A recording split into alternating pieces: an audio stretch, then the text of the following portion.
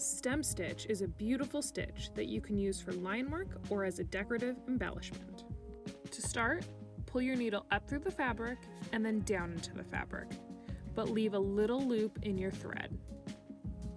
Next, pull the needle up through the fabric in the middle of the stitch, and then pull tight. Continue doing the same stitch. Make sure that you always put the loop either above the needle or below the needle. In this video, I put the loop below the needle. Stick to one side for consistency.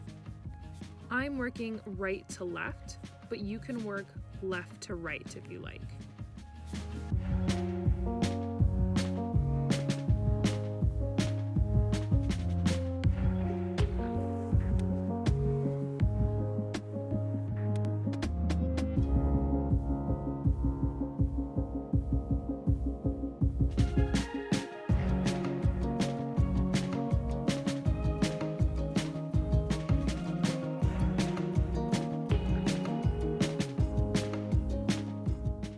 To finish the line, do a half stitch by simply placing the needle into the fabric.